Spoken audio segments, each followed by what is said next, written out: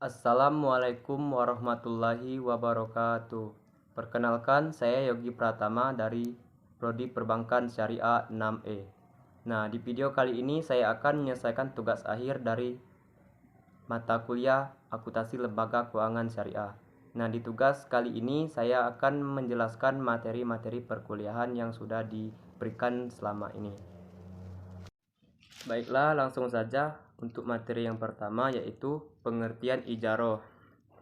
Ijaroh atau al-ijaroh berasal dari kata al-ajru yang berarti al-iwadu atau ganti.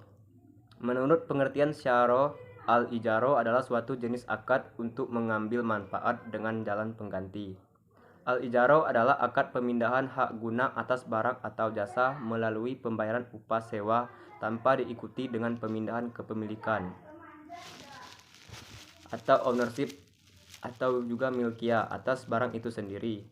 Dapat kita tarik kesimpulan bahwa ijaroh adalah akad perpindahan hak guna atau manfaat atas suatu aset dalam waktu tertentu dengan pembayaran sewa ujroh tanpa diikuti dengan pemindahan. Yang B, hal-hal yang terkait dengan ijaroh. Dasar hukum yaitu Quran Surah Al-Baqarah ayat 233. Hadis yang meriwayatkan dari Ibnu Abbas bahwa Rasulullah bersabda, "Berbekamlah kamu, kemudian berikanlah olehmu upah kepada tukang bekam itu." Hadis riwayat Bukhari dan Muslim. Selanjutnya yaitu rukun dari akad ijaroh yang harus dipenuhi dalam transaksi adalah: 1. Pelaku akad yaitu mustajir atau penyewa adalah pihak yang menyewa aset, dan muajir atau pemilik adalah pihak pemilik yang menyewakan aset. 2. Objek akad yaitu ma'ajur, aset yang disewakan, dan ujroh, harga sewa. Yang ketiga yaitu sikhat yaitu ijab dan qabul. Nah, selanjutnya itu syarat ijaroh yang harus ada agar terpenuhi ketentuan hukum Islam sebagai berikut. 1. Jasa atau manfaat yang akan diberikan oleh aset yang disewakan tersebut harus tertentu dan diketahui dengan jelas oleh kedua belah pihak. Yang kedua yaitu kepemilikan aset tetap ada yang menyewakan yang bertanggung jawab pemeliharaannya, sehingga aset tersebut dapat memberikan manfaat kepada penyewa. Yang ketiga yaitu akad ijaroh dihentikan pada saat aset yang bersangkutan berhenti. Yang keempat, memberikan manfaat kepada penyewa jika aset tersebut rusak dalam periode kontrak, akad ijaroh masih tetap berlaku. Selanjutnya itu penjelasan transaksi ijaroh. 1. Transaksi ijaroh ditandai dengan adanya pemindahan manfaat. Jadi dasarnya prinsip ijaroh sama saja dengan prinsip jual beli. Namun perbedaan terletak pada objek transaksinya. Ada barang, maka pada ijaroh objek transaksi adalah jasa. 2. Pada akhir masa sewa, bank dapat saja menjual barang yang disewakan kepada nasabah.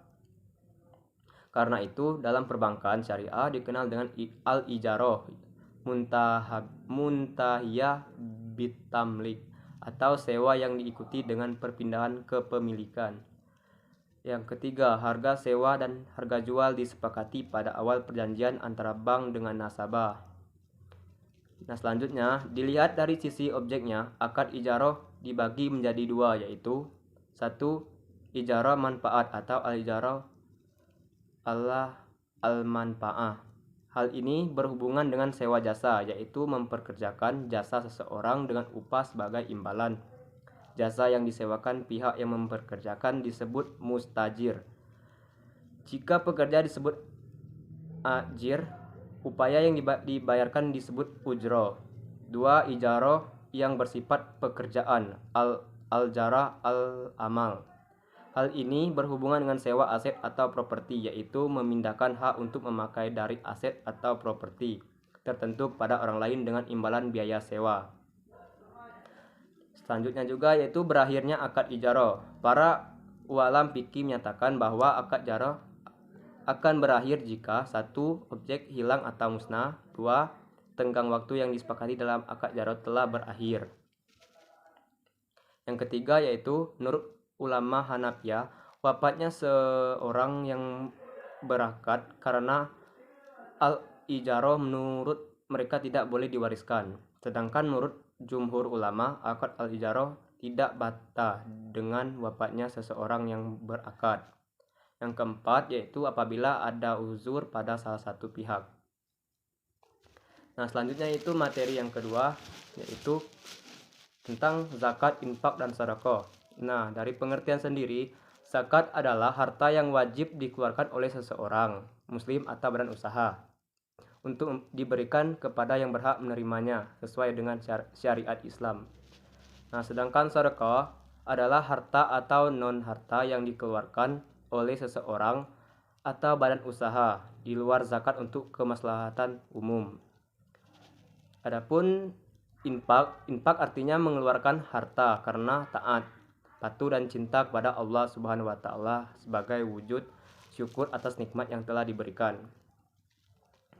Nah, selanjutnya itu manfaat zakat, infak, dan sedekah. 1. Sarana pembersih jiwa. 2. Realisasi kepedulian sosial. Yang ketiga, sarana untuk meraih pertolongan sosial. 4. Ungkapan rasa syukur kepada Allah Subhanahu wa taala. 5. Salah satu aksiomatika dalam Islam. Nah, selanjutnya yaitu hikmah zakat, infak, dan sedekah. Memberantas penyakit iri hati, rasa benci dan dengki dari orang-orang di sekitarnya. Berkehidupan cukup atau mewah. Selanjutnya juga yaitu akuntansi zakat, infak, atau sedekah berdasarkan PSAK nomor 109. PSAK nomor 109 bertujuan untuk mengatur pengakuan, pengukuran, penyajian, dan pengungkapan transaksi zakat dan infak atau sedekah. PSAK ini berlaku untuk akmil, yaitu suatu organisasi atau entitas pengelola zakat yang pembentukannya dan pengukuhannya diatur berdasarkan aturan perundang-undangan yang dimaksudkan untuk mengumpulkan dan menyalurkan zakat atau infak atau juga sedekah, bukan untuk entitas syariah yang menerima dan menyalurkan ZIS, tetapi bukan kegiatan utamanya. Nah, itulah materi yang kedua. Dan yang terakhir yaitu materi yang terakhir yaitu asuransi syariah. Nah, dari pengertiannya sendiri yaitu asuransi syariah menurut Dewan Syariah Nasional Majelis Ulama Indonesia atau DSN MUI dalam fatwanya tentang pedoman umum asuransi syariah memberi definisi bahwa asuransi syariah atau takmin takaful tadhamum adalah usaha saling melindungi dan tolong-menolong di antara sejumlah orang atau pihak melalui investasi dalam bentuk aset atau tabaru yang saling memberikan pola pengembalian untuk menghadapi risiko tertentu melalui akad atau perikatan yang sesuai dengan syariah. Selanjutnya yaitu jenis-jenis asuransi syariah. Yang pertama yaitu asuransi jiwa, yang kedua asuransi pendidikan, yang ketiga asuransi kesehatan, yang keempat asuransi kerugian, yang kelima asuransi dengan investasi, yang keenam asuransi berkelompok, dan yang ketujuh asuransi haji dan umroh.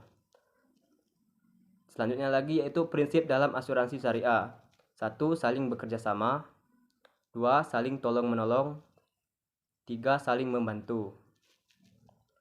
PSAK Syariah nomor 108, Pernyataan Standar Akuntansi Keuangan 108, Akuntansi Transaksi Asuransi Syariah atau PSAK 108 pertama kali dikeluarkan oleh Dewan Standar Akuntansi Keuangan Ikatan Akuntan Indonesia atau DSAK IAI pada 28 April 2009 berdasarkan Surat Dewan Pengurus Nasional atau DPN IAI nomor 0823/B/DPN 2013. Maka seluruh produk akuntansi syariah yang sebelumnya dikeluarkan oleh DSAK IAI dialihkan kewenangannya kepada Dewan Standar Akuntansi Syariah. Nah, selanjutnya juga yaitu PSAK Syariah nomor 108 berdasarkan standar akuntansi keuangannya, akuntansi transaksi PSAK 08 mengatur pengakuan, pengukuran, penyajian, dan pengungkapan transaksi asuransi syariah. asuransi syariah yang dimaksud dalam pernyataan ini adalah transaksi yang terkait dengan kontribusi peserta, surplus dan defisit underwriting, penyisihan teknis dan saldo dana tabaru. Nah, itulah penjelasan di video tugas kali ini. Jika terdapat kesalahan ataupun banyak perkataan yang salah, saya mohon maaf. Saya akhiri. Wassalamualaikum warahmatullahi wabarakatuh.